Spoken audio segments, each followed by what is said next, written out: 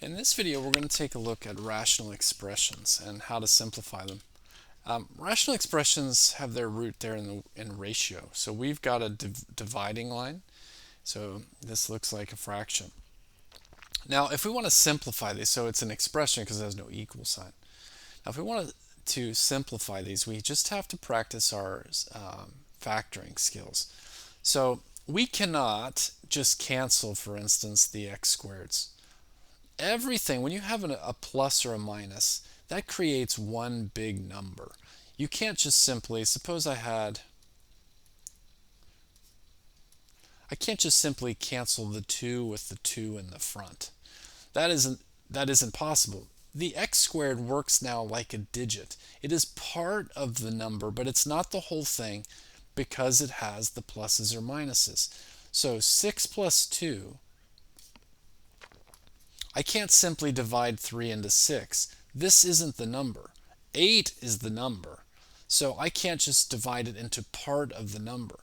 So all of this is the number. We don't know what it is, but the number isn't finished yet, I guess I could say. And down here, all of this, because of the pluses, all of that's a number. Just like 6 plus 2 is not finished, it's all building a number. The same is true here. Now, the only way we could factor this out, reduce this down, is we need to get it into its pieces. So if, for instance, suppose I should have done this. I should have done 6 plus 3 over 3. Okay, so that's the number 9. So if I factored it down into 3 over 3, 3 times 3, this can be reduced. Factors can cancel. You can't cancel part of a number, but you can cancel factors, which is what is the power of factoring, which I talk about quite a lot in Algebra 1. So if we want to cancel this or reduce this down, simplify it, there's nothing we can do until we've factored. So let's practice our factoring skills. So I have a square root on the front and on the back. And I have a negative in the middle, so that creates this. Now, this has a 1 in front of the x squared, so I'm looking for two numbers to multiply to create 3 and add to get 4. Well, those two numbers are positive 3 and positive 1. Now look, what I have now is very different than before. This is factored because there's a multiplication between there. This is factored because of multiplication between there.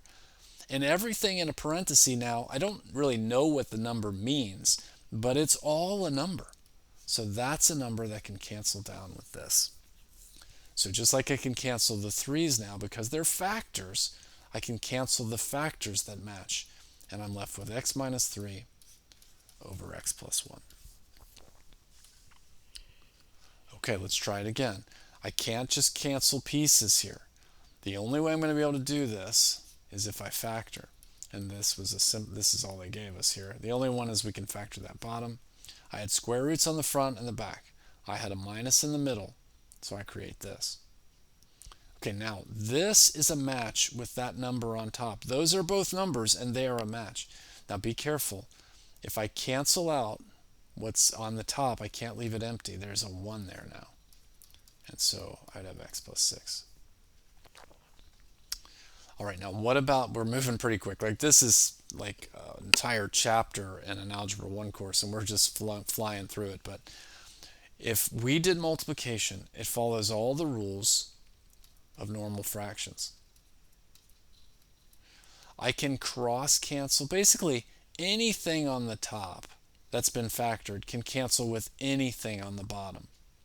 So what we're going to do here is we're going to factor everything. I'm going to see if we can just use what they did. Yeah, they have factored everything down. Now, multiplication is just like top times top, bottom times bottom. That's how you would do it with fractions. Top times top, bottom times bottom. We can make this 2 over 9. But if we leave it as factors, let's just move everything over top over the bottom. Now, everything's been factored. So matching numbers can be canceled. So they're gone. And that's all I've got, actually. So that's the best I could do. And you could leave this factored as the common way to do that. Okay, now I'd really recommend you try this, especially if you're struggling with the factoring at all, remembering all that. But what we're going to do is factor everything here, put it all over the same fraction line, and cancel anything down. So there's so many here. I'm not going to talk you slowly through each of them. I'm just going to do it. So that would be how I'd factor the top.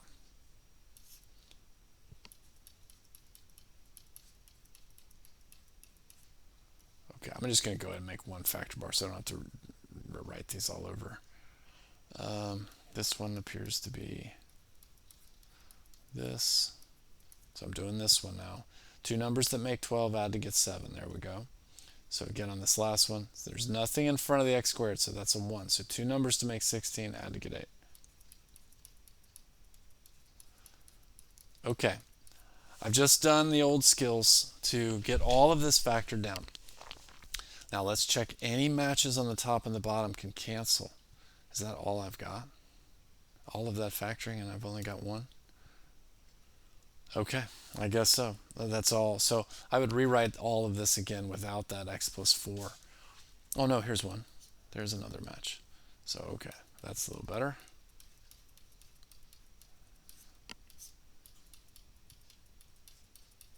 And I get this. All right, now division.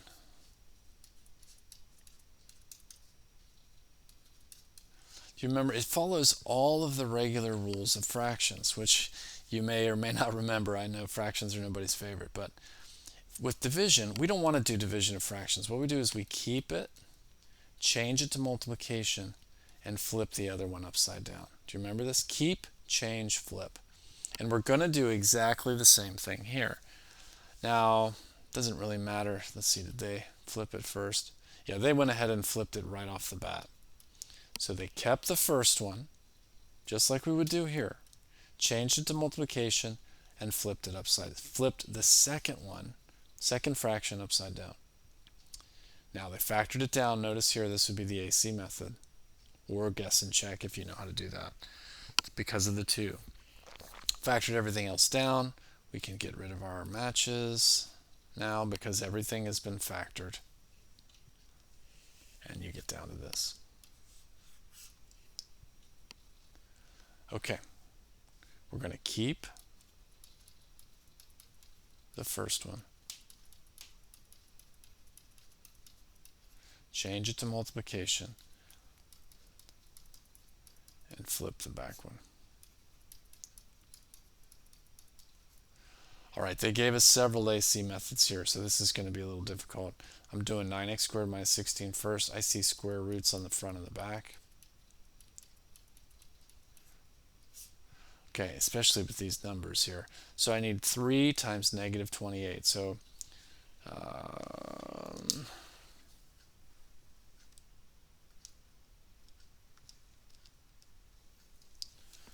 going to do this one over here. I get negative 84. All right, now I'm going to show you a trick. Like so, two numbers that multiply to get negative 84 and add to get 17 do not come naturally to me. So let's do this. I'm going to show you again the power of factoring.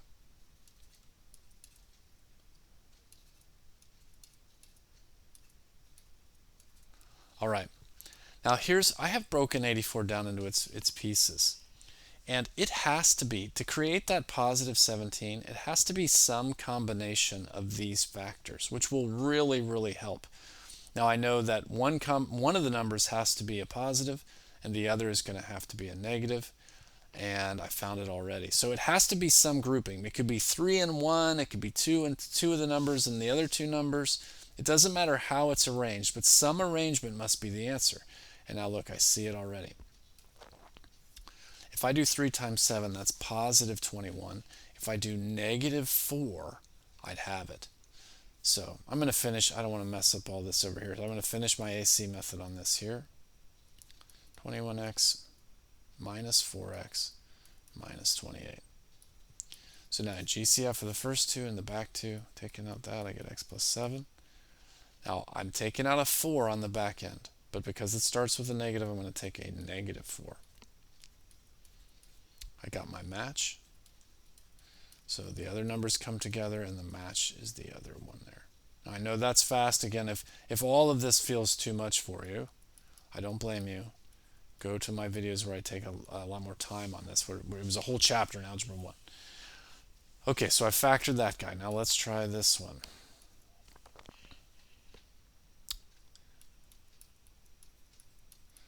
So I'm looking for two numbers to multiply to get negative 14, now to get 5.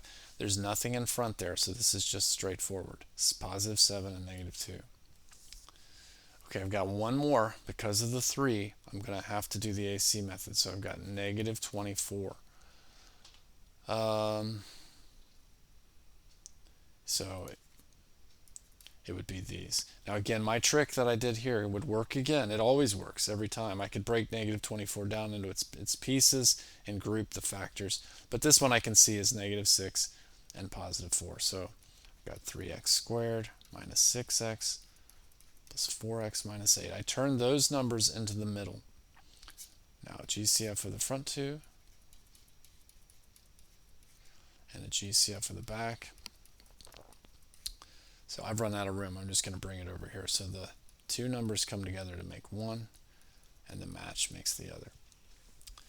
Okay, now when we do this, you can just think of it all as one big multiplication line. Anything on the top can cancel with anything on the bottom, no matter where it is. So those go.